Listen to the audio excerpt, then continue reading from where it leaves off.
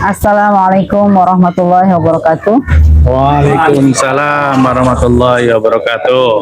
Jumpa lagi dengan saya dalam channel Pesan Bunyai tentang pentingnya belajar ma'rifat. Kali ini kami akan membahas tentang bagaimana cara beragama yang diridhoi Allah. Dan kebetulan kali ini kita kedatangan tamu atau saudara rohani dari seberang, jauh di sana, dan kami ingin membahas bagaimana menjalankan agama ini sesuai dengan aturan ajaran agama yang benar. Di sini disampaikan bahwa agama bukan konsensus, tetapi petunjuk yang diturunkan. Maka Tuhan turunkan nabi agar manusia tidak berjalan dengan prasangka. Tuhan turunkan kitab agar manusia tidak tersesat oleh akalnya sendiri. Tuhan siapkan wasilah, yakni jalur pewarisan yang sah, agar cahaya itu tetap menyala, tak padam dimakan zaman. Manusia yang ingin berjalan tanpa bimbingan sesungguhnya seperti orang buta yang menolak tongkat penuntun. Maka adakah harapan selamat? Tuhan sudah siapkan sistem, yaitu wahyunya yang kekal, tidak berubah oleh waktu dan zaman. Syariatnya baku, tidak bisa diganti selera zaman. Warasatul Anbiya atau pewaris Nabi yang tetap ada untuk membimbing jujur dalam mencari. Kalau manusia bikin sendiri jalannya, apakah sampai? Kalau tafsir berdiri sendiri tanpa sanad dan adab, apakah diterima? Maka inilah jalan yang selamat. Kembali kepada jalur pewarisan yang sah, bersandar kepada pemahaman orang-orang yang disucikan, tidak merasa cukup dengan akal dan naluri sendiri dan nalar sendiri. Maka kami akan bahas pertemuan kali ini dengan dua narasumber saya, yaitu Mbah Munazir Karimullah dan Pak Dr. Umar.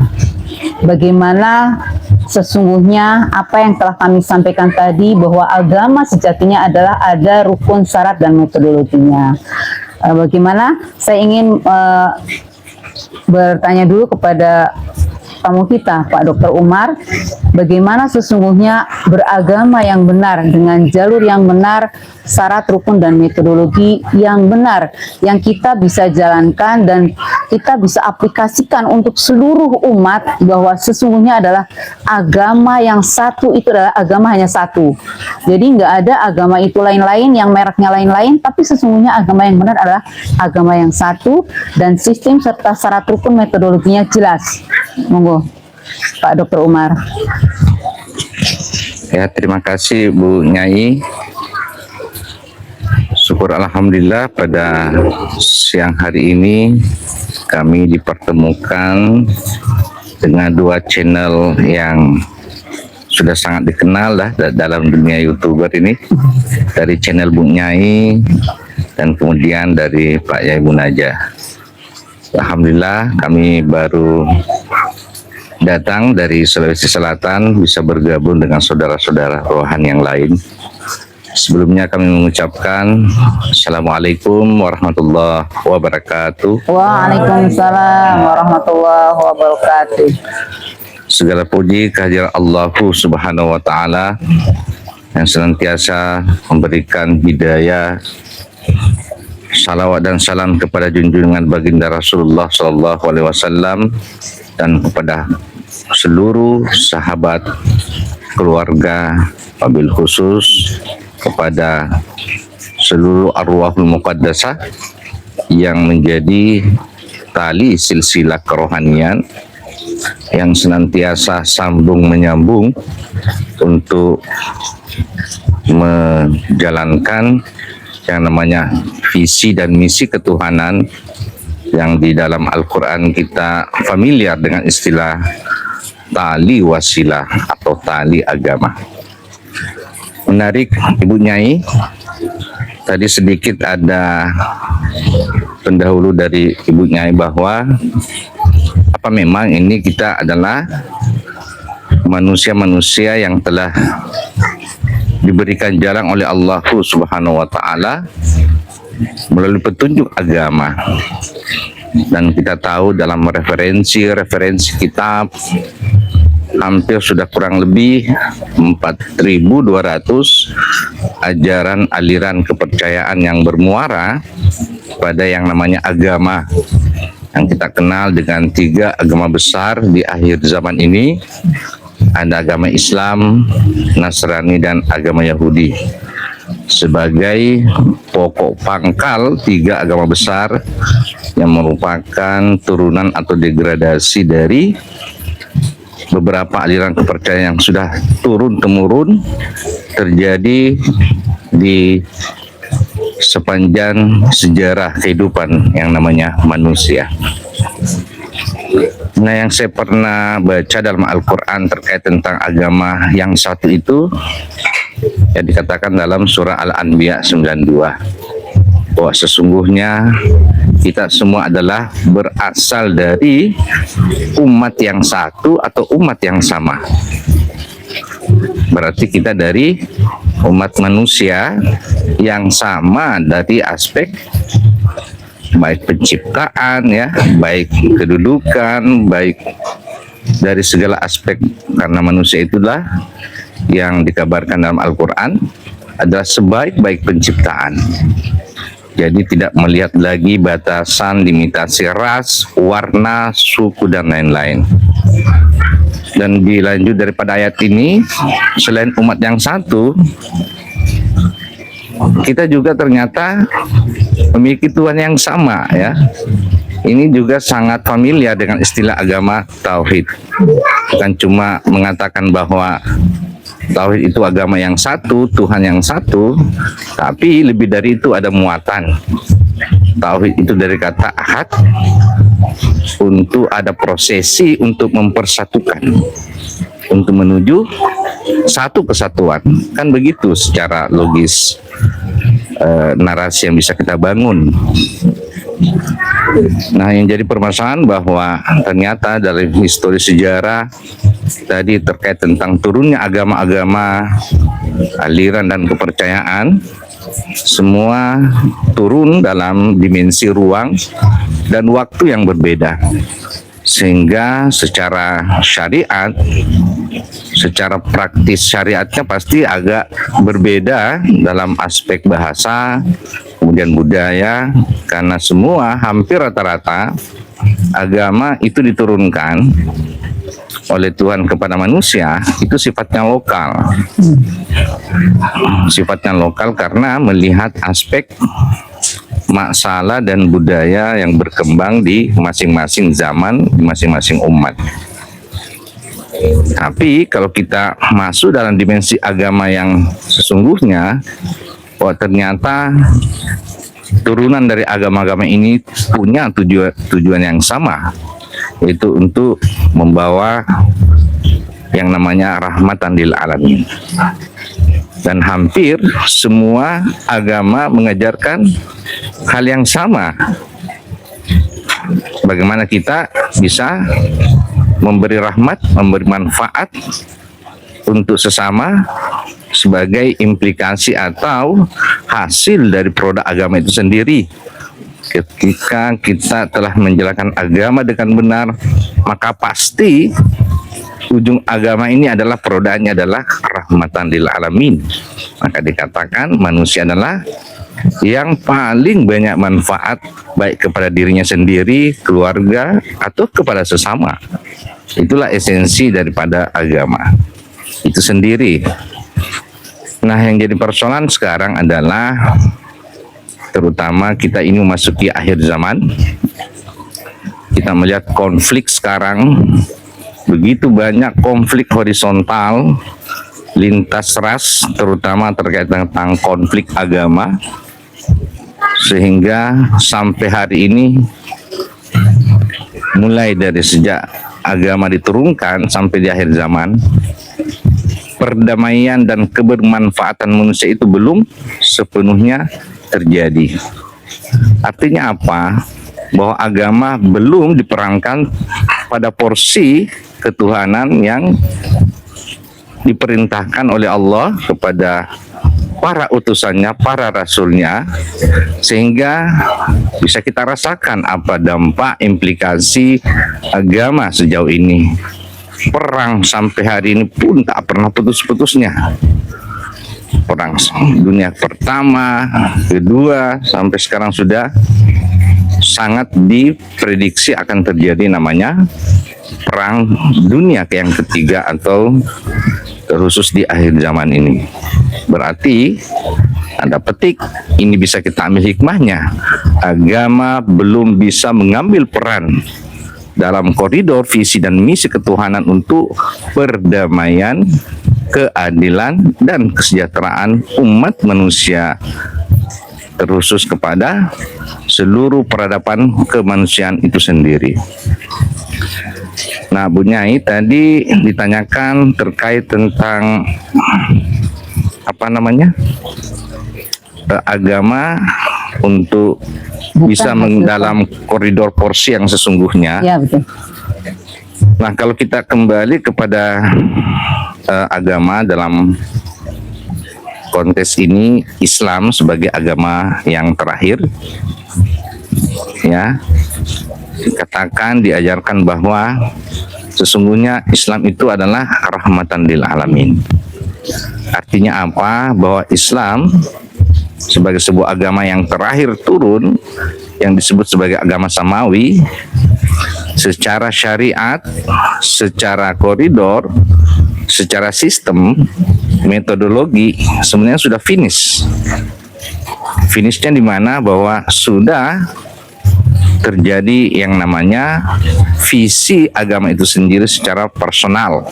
Adanya utusan yang sudah mencapai yang namanya maqam arwahul muqaddasah, yaitu turunnya Nabi Muhammad SAW yang dirangkai dengan peristiwa Isra Mi'raj. Ini adalah peristiwa besar dalam kehidupan umat manusia, terutama umat beragama, bahwa prosesi Isra dan Mi'raj ini adalah proses di mana seorang manusia yang secara makam keagamaan, makam kerohanian itu sudah mencapai makam yang sempurna di sisi Allah Subhanahu wa taala. Makanya disebutkan bahwa di dalam diri Rasulullah Nabi Muhammad itu ada uswatun hasanah yang harus kita contoh. Nah, yang menjadi persoalan hari ini, bagaimana sih sebenarnya profil atau potret agama yang dibawa oleh Nabi Muhammad yang sesungguhnya? Saya mungkin Bunyai tertarik dengan ayat Al-Imran 102. Saking pentingnya ayat ini, hampir untuk umat Islam ini di setiap khutbah Jumat itu sering dibacakan para khatib. Ya ayyuhallazina amanu ittaqullaha haqqa tuqatih wa la tamutunna illa wa antum muslimun. Satu ayat yang sangat singkat, padat, tapi muatannya sangat multidimensi. Karena ini ada syarat muatan tahap-tahap beragama. Tadi Bunyai menyinggung sejauh mana agama sih sebenarnya itu sampai kita bisa yang namanya ma'rifatullah. Sebagai puncak kerohanian manusia yang beragama. Nah, saya rasa kita tidak perlu jauh-jauh, ini tahapan beragama. Kalau kita lihat secara sekuensi atau kronologi ayat ini, yang artinya wahai orang-orang beriman, bertakwalah pada Allah yang sebenar-benarnya takwa, dan janganlah meninggal atau mati sebelum menjadi seorang yang muslim atau agama Islam, ya. Ini terjemahan secara umum. Nah, sebenarnya kalau kita melihat secara literasi kata dari ayat ini ada kata-kata iman, ada kata-kata takwa, dan kemudian ada kata-kata muslim yang dibahasakan adalah Islam. Nah, ini secara tekstual. Tapi ketika kita membedah atau mendalami makna tersirat atau yang biasa dalam sekolah kami itu istilahnya apa sih makna kodim ya daripada ayat ini, ternyata Masya Allah luar biasa. Ini selain ayat-ayat tersuratnya secara mushaf, tapi mengandung makna kodim yang begitu mendalam. Nah, dari ayat inilah maka muncul istilah bab agama itu ada bab Islam, kemudian ada bab iman, dan kemudian ada bab ihsan. Nah, dari ayat ini mendudukkan bab-bab keagamaan, bab-bab secara teori ini terbagi dari tadi ada iman, ada Islam, ada Ihsan. ihsan ya. Nah, ini menarik karena banyak yang menafsirkan ayat ini secara sekuensi atau secara urutan, bahwa kalau beragama itu beriman dulu, Ya. kemudian takwa, kemudian Islam ya. Karena melihat urutan katanya itu kalau kita membaca secara terjemahan tersurat atau terjemahan secara zahir. Tapi ternyata dari sekolah ini kami Masya Allah luar biasa. Dengan pengalaman sekolah ini kami mendapatkan begitu banyak makna arti tersirat yang kami sebut dengan ayat-ayat kodimnya. Disinilah terkuak ya makna tersirat bahwa bagaimana sih itu bab Islam, bab iman, dan bab ihsan itu sendiri.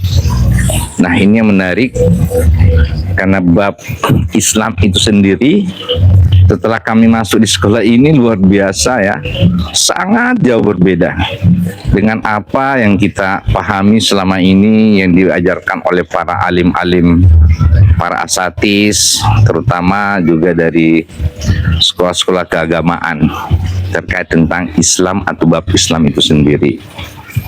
Nah, dalam agama kita kan ada syarat dan rukunnya sebagai prasyarat. Kalau kita tidak memenuhi ini, maka sudah pasti kita tidak bisa masuk atau tidak bisa beradaptasi dalam agama itu sendiri. Nah, kita mulai dengan bab Islam ya. Dari sekolah kami itu tidak melihat urutan ayat tadi, tapi setelah secara ayat-ayat kodim ternyata urutannya itu dari Islam dulu, kemudian dari iman, kemudian iman, dan kemudian ihsan. Kok bisa seperti itu ya? Ternyata di ayat lain kalau kita mencari bentukan puzzle-nya, ini menarik. Al-Imran 102 ini ternyata diperjelas dengan surah Al-Hujurat 14 ya. Ini ayat terkait tentang ketika ada cerita dalam ayat ini suku Arab Badui ya, yang ketika ada momen bertemu dengan Rasulullah Muhammad, Nabi Muhammad SAW, yang mengatakan bahwa wahai Rasulullah, saksikanlah kami ini telah beriman kepadamu. Silakan, mungkin bisa dibuka dalam surah Al-Hujurat 14 ini ya. Itu sangat eksplisit sebenarnya, tidak perlu terlalu tersirat ini karena ini ada cerita bahwa ternyata iman itu tidak sebagaimana yang kita tahu selama ini. Asal percaya, asal yakin. Ini loh, jelas-jelas ayatnya sudah berada di hadapan Rasulullah, sudah terang benderang wajah Rasulullah mengakui beriman. Tapi apa jawab Nabi dari ayat ini? Belum. Ini argumentasi bahwa ternyata iman itu bukan sekedar percaya dan yakin. Gimana tidak yakin percaya, itu sudah di hadapan Nabiullah Muhammad ya. ternyata itu belum disebut sebagai beriman karena syarat rukunnya belum memenuhi. Nah, makanya disebut dalam ayat ini kamu belum masuk dalam tahapan atau kategori orang yang beriman, tapi disebut sebagai orang yang baru berserah diri. Kalau tadi kita hubungkan dengan ayat 102, berarti dia baru muslim, dalam arti zahirnya adalah baru orang yang berserah diri. Nah, ini yang kita harus bedah, harus kita kaji baik secara tersurat maupun tersirat. Orang berserah diri atau orang Islam itu ada syarat rukunnya. Pertama saja contoh ya, kita masuk syarat rukun terkait tentang rukun Islam. Syahadat. Ini sudah umur berapa saya ini baru paham terkait tentang syahadat.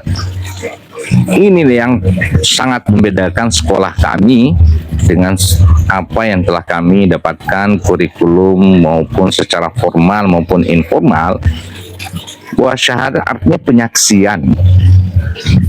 Ada prosesi atau ada rangkaian penyaksian antara orang yang menyaksikan dan yang disaksikan itu sendiri, ada objek yang kita saksikan. Tapi Masya Allah hari ini saya menganggap kita ini umat Islam sekarang darurat syahadat. Kalau perlu saya sebut, ini ada kita pandemi syahadat. Hampir ya di secara global seluruh kaum muslimin syahadat dipraktikkan hanya dalam konteks mengucapkan. Yang penting kita sudah mengucapkan ikrar dalam hati, itu sudah cukup, kita sudah masuk kategori bersyahadat. Tapi secara aplikatif, secara implikasi itu tidak memenuhi syarat rukun ya. Karena kenapa? Isi dari syarat itu kan penyaksian, ada objek, ada yang disaksikan dan ada yang disaksikan. Syarat rukun bab Islam saja kita sudah runtuh di sini. Apalagi kita masuk bab iman, apatah lagi kita masuk bab ihsan, Bu Nyai.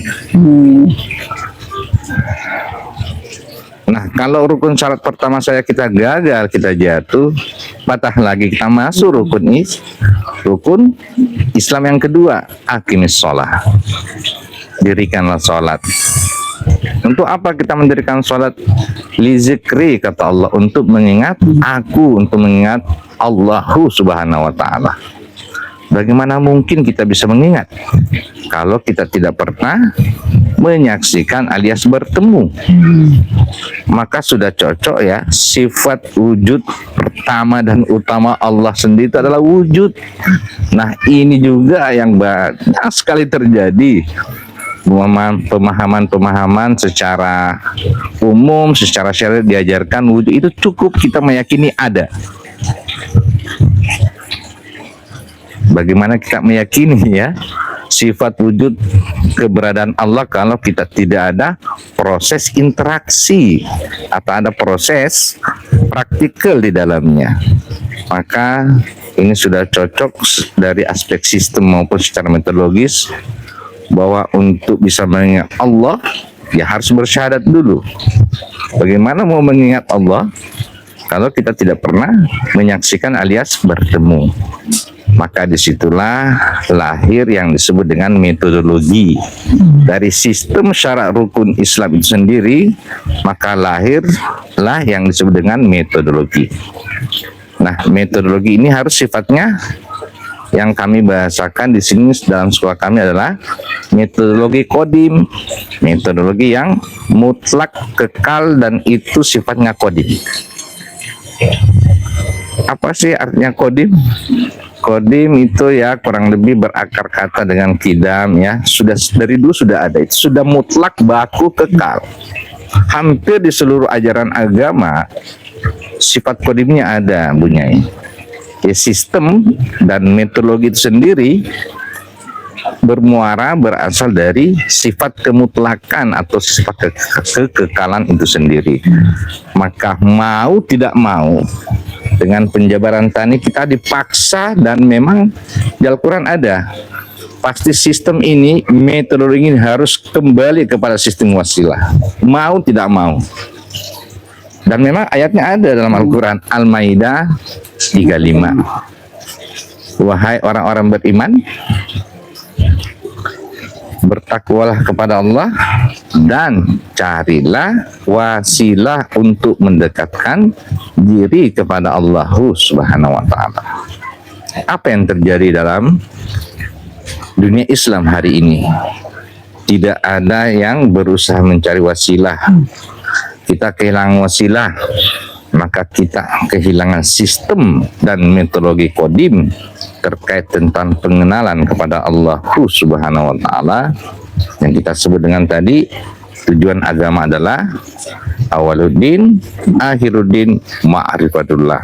Awal beragama, akhir tujuan agama itu adalah mengenal kepada Allah Subhanahu wa ta'ala. Tujuannya apa sih?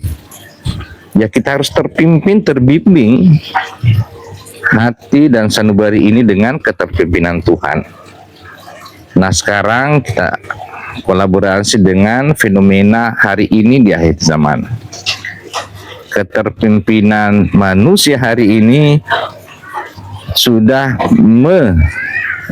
mengalihkan dengan sistem wasilah, berarti tidak ke dalam keterpimpinan Tuhan. Terus siapa yang memimpin? Kalau bukan Tuhan ya pasti iblis atau setan. Dan kita bisa lihat di mana-mana hari ini keterpimpinan setan atau iblis itu mewujud sebagai musuh nyata manusia. Apa yang terjadi? Maka benar dalam surah Al-An'am, kalau kita tidak dalam keterpimpinan Tuhan, kita diambil alih dengan keterpimpinan hawa nafsu atau iblis setan itu sendiri. Ini yang terjadi hari ini. Kehidupan manusia, peradaban manusia lebih dari peradaban hewan, ternak, saling memakan, saling mencabik, saling menguasai. Karena hari ini hampir ya umat manusia dalam keterpimpinan, bukan dalam keterpimpinan Tuhan. Dan sudah cocok sekarang kita masuk ke akhir zaman.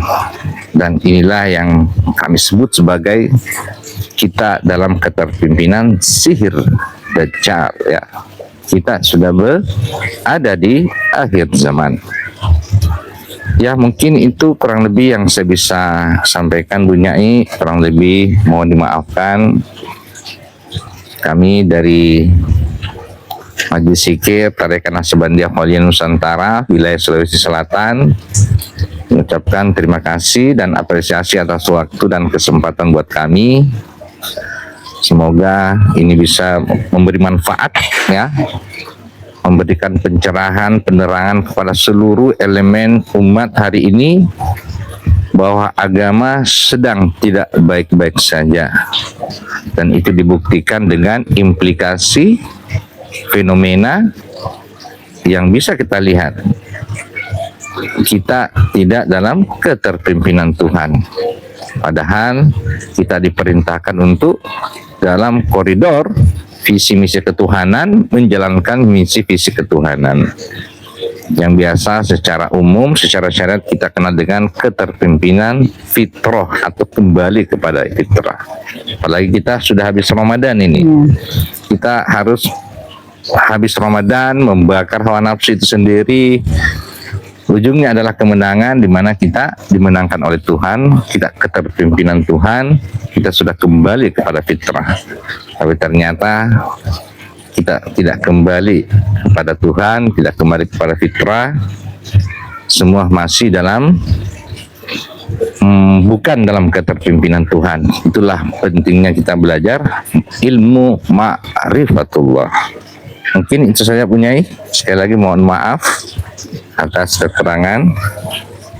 Kurang lebih mohon dimaafkan ya. Assalamualaikum warahmatullahi wabarakatuh. Waalaikumsalam warahmatullahi wabarakatuh. Demikian tadi disampaikan oleh pimpinan Majelis Taklim Thariqah Naksabandiyah Walidiyah Nusantara cabang Sulawesi Selatan yang sudah begitu gamblang, sudah begitu panjang, yang intinya tadi bahwa beragama sejatinya adalah rahmat lil alamin dengan sistem dan rukun yang tadi telah disampaikan seperti tercantum dalam surat Al-Imran ayat 102 ya.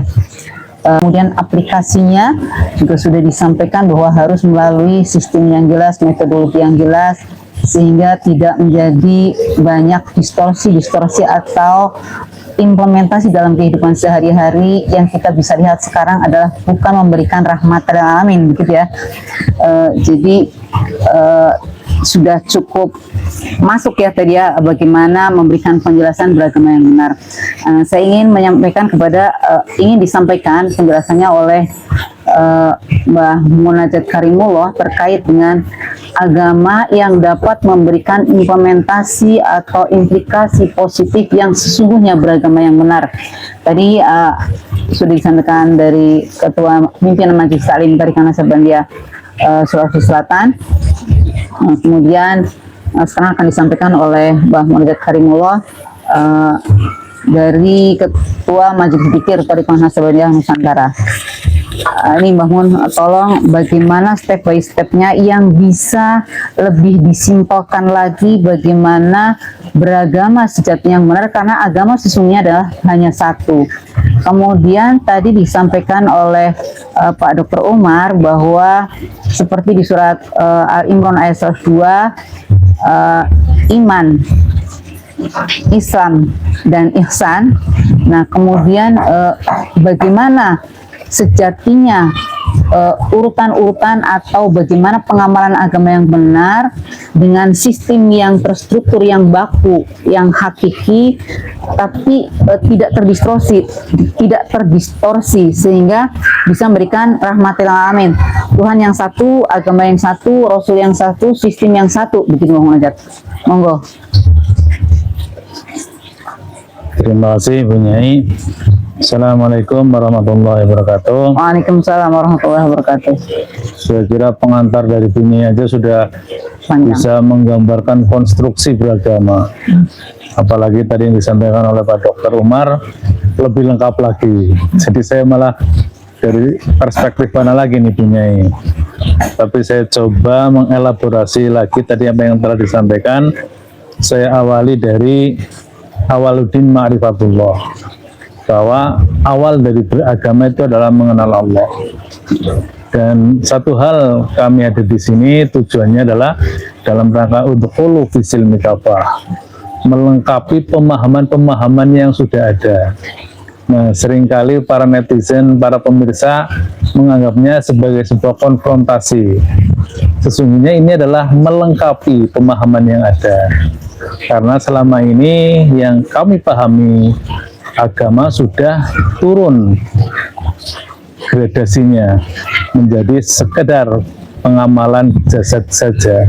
Itu yang disebut dengan pelaksanaan syariatnya saja, terkait dengan aktivitas fisik atau terkait dengan hukum-hukum fikih. Tetapi hal yang sifatnya ruhaniyah seringkali terabaikan. Menarik tadi mencermati apa itu Awaluddin Ma'rifatullah. Ma'rifatullah dalam perspektif lahiriah atau syariat adalah awal dari beragama dimulai dengan berfungsinya akal rasional kita. Maka dalam syariat orang baru dianggap beragama ketika sudah balik. Karena orang sudah balik dianggap akalnya tuh sudah berfungsi secara normal. Namun setelah sekian lama dan saya melaksanakan agama ini dan agama saya adalah agama Islam, saya mengalami kehampaan, kekosongan. Ketika saya harus mengenal Allah dalam perspektif akal rasional. Karena itu sangat nyata itu tidak kompatibel. Akal rasional itu harus ada pembaca virtualnya, harus ada objek yang diamati, dilihat, didengar, dirasakan.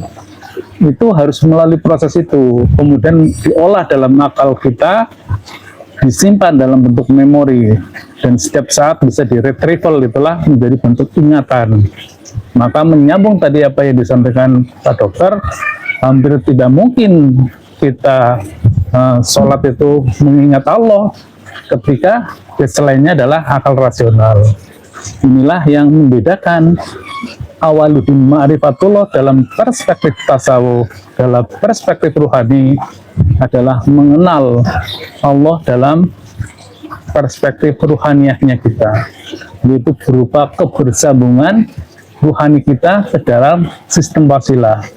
Karena sebagaimana Quran surat Asy-Syura 51, tidaklah mungkin Allah berkata-kata langsung, Allah berkomunikasi langsung dengan hambanya di dunia ini yang beda dimensinya amat jauh. Dari dimensi yang alam maha qadim ke alam realitas itu sangat jauh, tidaklah mungkin. Bahkan sama-sama di alam realitas ini, di alam materi ini, ketika berbeda ruang dan waktunya saja, kita tidak bisa berkomunikasi secara langsung. Misalnya kita ingin berkomunikasi dengan Pak Dokter di Sulawesi, kita harus ada alatnya, alat untuk mentransmisikannya, semisal handphone. Dan saat ini kita juga bisa memberikan informasi melampaui ruang dan waktu. Misalnya, saya akan memberikan pesan kepada cucu saya 30 tahun yang akan datang, saya bisa merekamnya, dan nanti bisa di-setel ulang pada 30 tahun yang akan datang. Tetapi itu semuanya adalah perspektifnya lahiriah, dan itu tidaklah mungkin menjangkau alam yang lintas dimensional. Sehingga saya selalu dari dulu selalu berpikir nih, apakah sholat saya itu sampai ya? Apakah aktivitas yang sifatnya mekanis ini sampai ya? Kan sholat sifatnya hanya gerakan saja. Kemudian doa-doa itu kan sifatnya ucapan, lisan, suara. Apakah itu bisa menembus langit?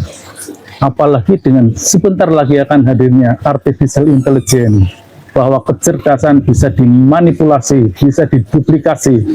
Itulah yang kita akan memasuki era robotik. Sehingga akan sulit membedakan manusia dengan robot ketika kita selainnya adalah mekanik. Nah, atas dasar hal tersebut, alhamdulillah saya bertemu dengan ilmu ini. Ilmu tentang bagaimana mengajarkan ma'rifatullah, mengenal Allah dari perspektif ruhaniyah. Karena dalam diri manusia ada sebuah entitas yang qadim, maka dia kompatibel dengan alam qadim tersebut.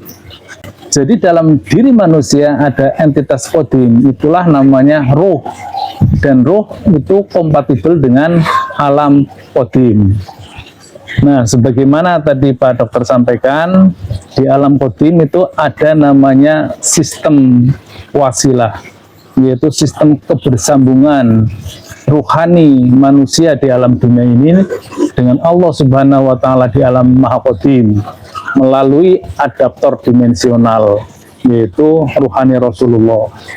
Dan itu sifatnya permanen, karena qadim itu adalah baku, kekal, dia ada mendahului alam dunia ini, dan itu sifatnya permanen sebagaimana tadi disampaikan dalam Al-Maidah ayat 35, kemudian Asy-Syura 51, dan banyak sekali ayat-ayat yang mendukung konsep wasilah ini. Nah, lebih lanjut, sistem wasilah di alam qadim itu kan harus bersambung di alam realitas di dunia ini. Fungsi inilah dulu yang mempersambungkan adalah seorang nabi, sehingga nabi mempunyai dua perspektif. Perspektif ruhaniyahnya, dia adalah seorang rasul yang merupakan makhluk ruhani, sisi zahirnya dia adalah seorang nabi.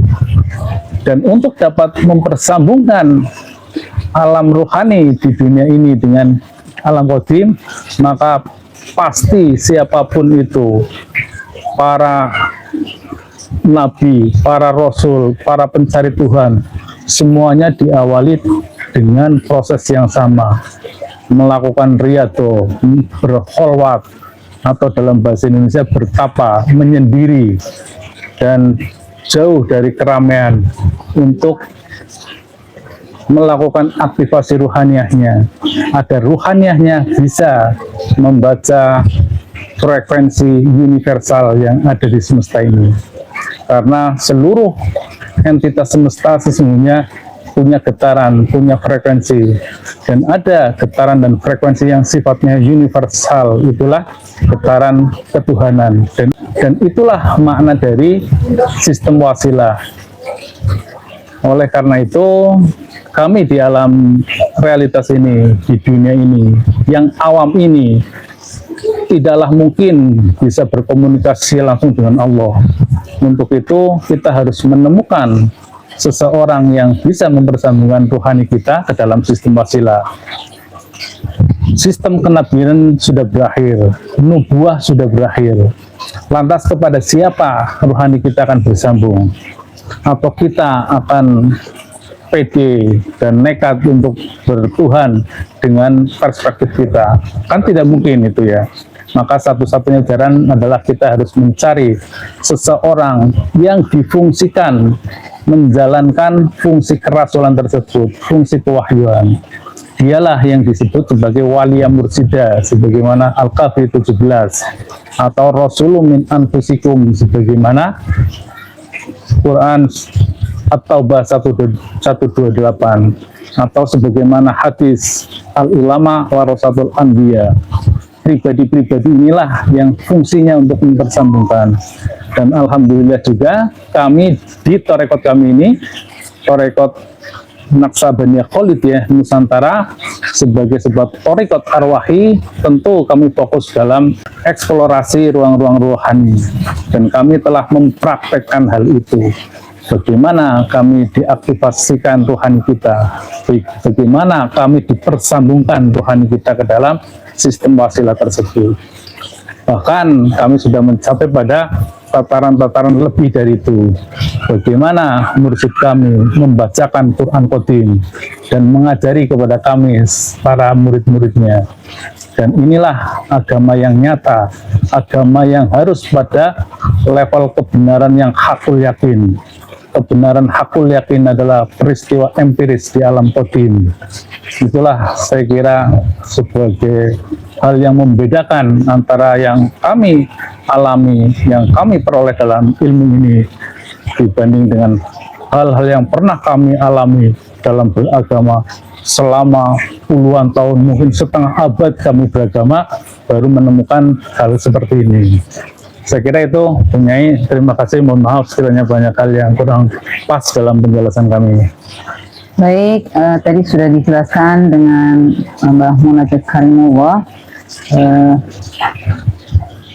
Ketua Majelis Zikir Thariqah Naksabaniyah Khalidiyah Nusantara, yang sudah cukup gamblang dan juga melengkapi apa yang tadi sudah disampaikan oleh pimpinan Majelis Zikir Thariqah Naksabaniyah Khalidiyah cabang Sulawesi Selatan. Intinya yang kami bisa tangkap pada pertemuan kali ini adalah bagaimana beragama yang benar adalah sesuai dengan rukun, syarat, dan sistemnya. Salah satunya yang harus ditekankan pada pertemuan kali ini adalah bagaimana beragama yang benar adalah yang ada ketersambungan, ada sistem wasilahnya. Ini yang mutlak, dan jangan kita beragama merasa benar sendiri yang pada akhirnya banyak sekali distorsi, dan pada saat kami menyampaikan ini adalah murni hanya ilahi anta maksudi warido kamatubi, hanya mengingatkan kita bagaimana kita hanya ingin ridhonya Allah, dan tujuan kami adalah bagaimana kami bisa menuju Allah dengan ridhonya. Salah satunya adalah bagaimana kita juga bisa mengingatkan saudara-saudara kita semua dari agama manapun bahwa inti dari kita beragama adalah ketersambungannya kepada warasatul anbiya. Dalam hadis Nabi, yaitu al-ulama warasatul anbiya, adalah ulama yang waris ya. Ulama yang waris, ulama yang tadi disampaikan munajat, bisa menyampaikan ketersambungan kita ke dalam sistem rohani Rasulullah. Karena Rasulullah dalam hukum Islam adalah Rasul yang sama, ya kan? Tuhan yang sama dari agama manapun. Intinya agama tadi disampaikan juga bahwa rahmatan lil alamin. Tapi agama yang bagaimana yang rahmatan lil alamin? Yang sudah tersambung dengan sistem rohaniah melalui guru mursyid atau warasatul anbiya tadi, yang bisa menunjuki kita jalan bagaimana kita bersambung pada Allah Subhanahu wa taala. Saya kira itu yang bisa kami sampaikan pada pertemuan kali ini. Mohon maaf jika banyak hal yang kurang berkenan. Akhir kata, Billahi anta maksudi wa ridhoka matubi. Wassalamualaikum warahmatullahi wabarakatuh.